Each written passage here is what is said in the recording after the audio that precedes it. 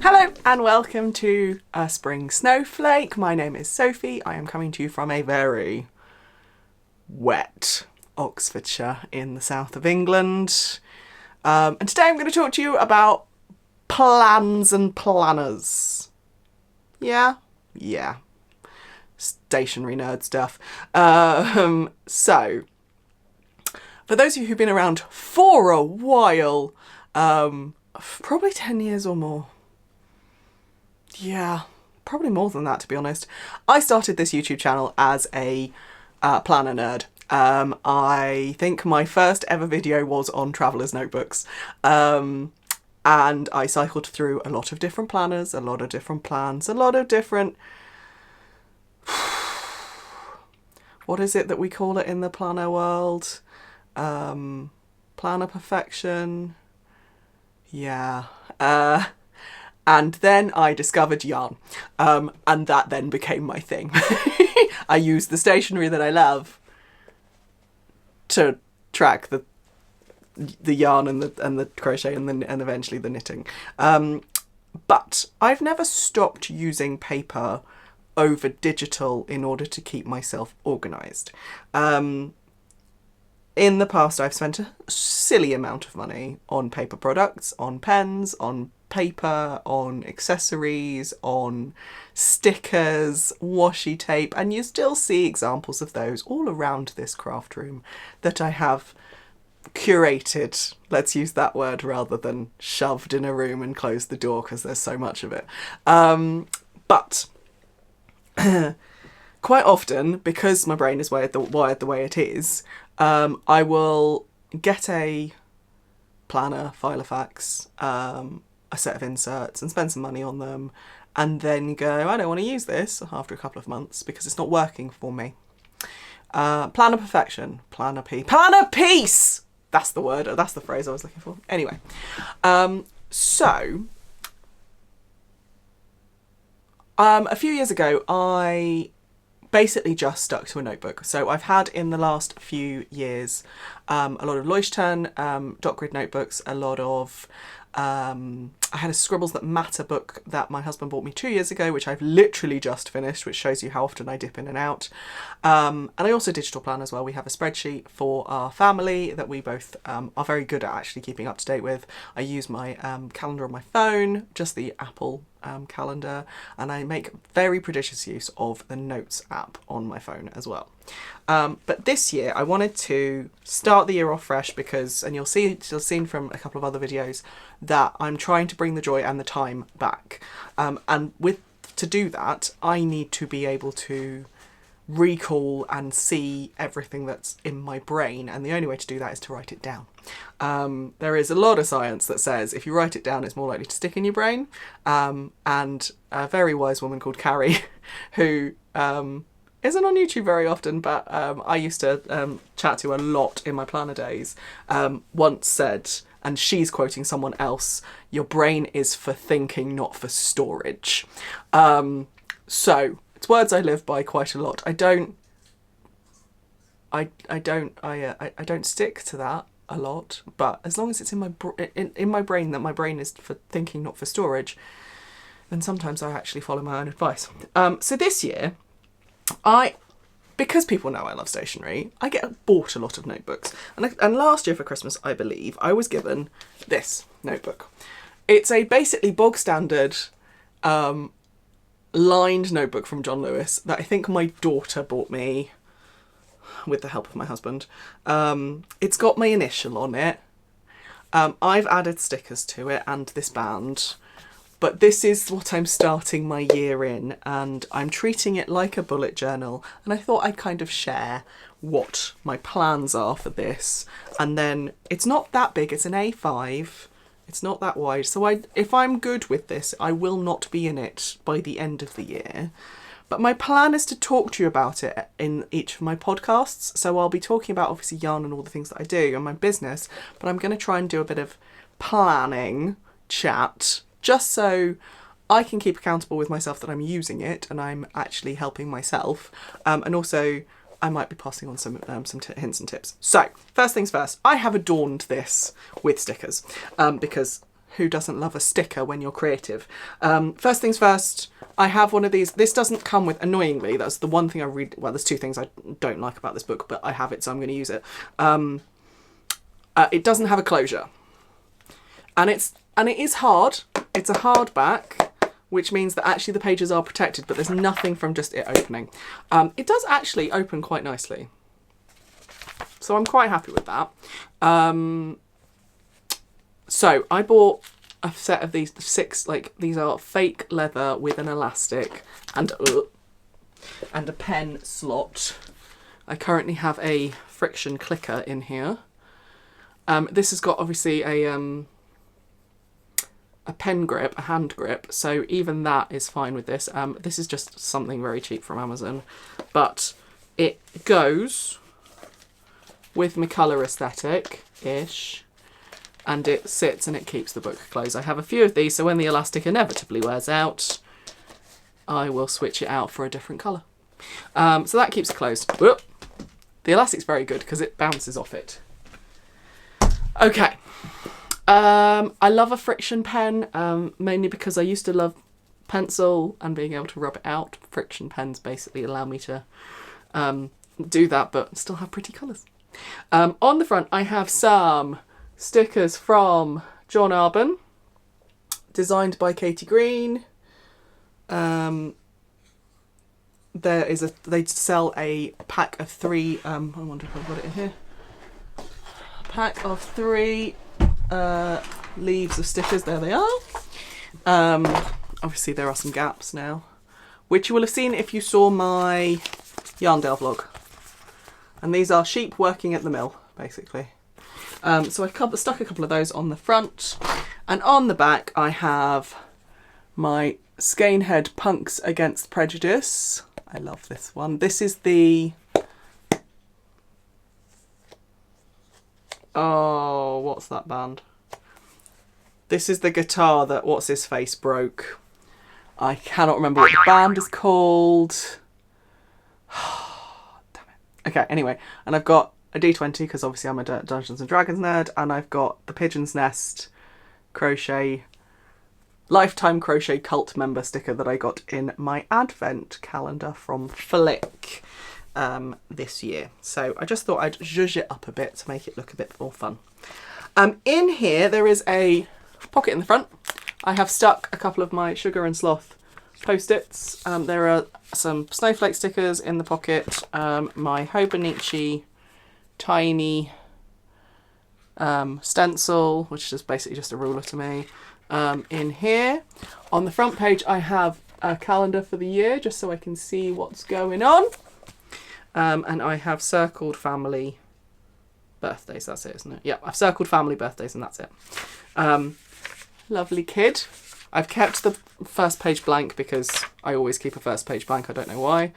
I then have a continuous year planner, and then I've got my annual leave. My annual leave is calculated hourly at work because I'm part-time, and the system that we log it on is truly awful. So I am keeping a record of it myself. Yay! The highlighted bits are the school holidays. Just to show me how much I'm going to be spending in holiday clubs in the summer. But yeah, I will be highlighting this for like big things. So like Download Festival 2025 is in there because I've bought my tickets. When we're going away, when we go away on holiday, it will be in there. Like more than one day things will be highlighted in this, just so I kind of have an idea of where my time is going outside of the business. And I quite like this. So it's Monday to Friday across the top, and then the months, and then there's a dividing line, like a thicker line. I don't know if you can see that, between each, when all the months bisect, whether it's in the middle of the week or not. So I quite like looking at that. It's also in a proper square. Like, so you've got, obviously this year started on a Wednesday, so it's still got 30th and 31st of December from last year, and then it goes to the 4th of January in 2026. Then I am tracking the moon and also my cycle. Those of you who are looking closely will see that I completely mucked up between 2024. So this is last year and this is this year, just so I can get I am in that almost perimenopausal and starting to get symptoms. So I want to see how my cycle changes over the years, and the way to do that is to keep a running record. So that is going to be that. And then get another blank page. This is business page, basically. I am not...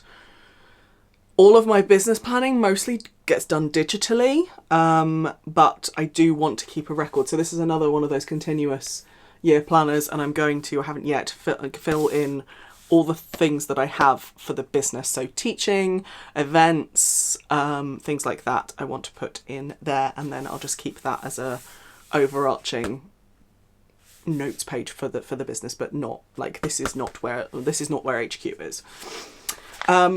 And then we're into January. So I have these Stalogy stickers that are monthly, just overviews. And because they're tiny, hang on, let me see if I've got I don't think I've got a blank one.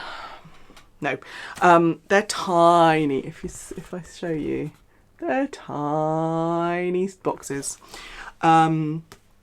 So I am colour coding. So every time that Dungeons and Dragons is in the diary, it's going to be a green. When I run Craft Club on a Friday, every time I have a personal training session, Slimming World, because I do Slimming World, and when and the days that I'm working, all get a colour code. And if there's anything special, that actually gets written in. I'm also, as you'll see from the pink at the top, I am outlining every day that I follow Slimming World and 100% food optimize, because I've been doing Slimming World since May, and I've lost 3/4 of a stone, which kind of shows you nothing to do with Slimming World. It's that I just haven't prioritized it. And I really do want to eat better, lose a couple of pounds. It's not actually about the weight. It's more about the fact that my health is not good when I'm this size. So yes, so that's my month. But then I also have a brain dump at the start of the month of just all the things that are in my brain that I'm like, I need to do these things at some point this month. That goes in on this page.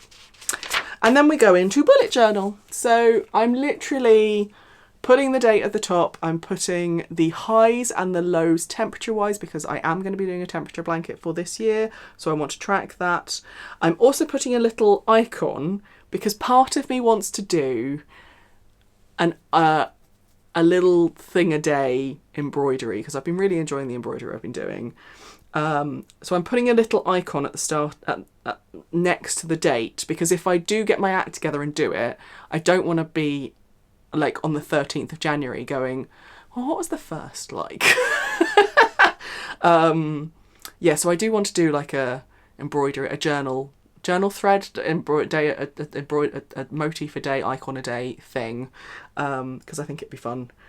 For some reason, I'm all about tracking this year and doing it in a fun way. So the temperature blanket, the icon a day thing, embroidery, we'll see.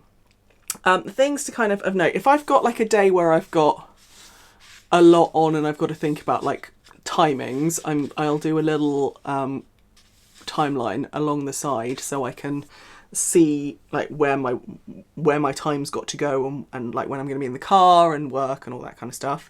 And then here yesterday, this was first Slimming World of the year. Hang on, computer's being weird. So I have used my pink, the same pink that I'm using to outline. In fact, it's this one. It's the Kokoyo, is that how we say it? Kokoyo Beetle Tip highlighter, which has got a little, I don't know if you can see that, but it's got a thick bit and a thin bit. So it looks like a beetle. So you can do thin lines and you can do thick highlights, which I quite like. So each of those boxes that I'm drawing, you'll see down here is today's. I am filling them out for each sin that I have. I have up to 15 per day. Sins are not sinners and the devil, sinners and synergy. For those of you who don't know Slimming World, you don't really need to, but there's a lot of stuff. You don't have to track most of your food, but there are certain things you have to be mindful of. So those are sins.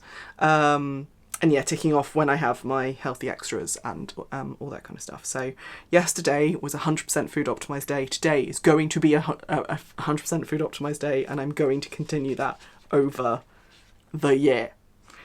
But that's how I do my days, basically. I write what I need to write. I tick off the things that I've done.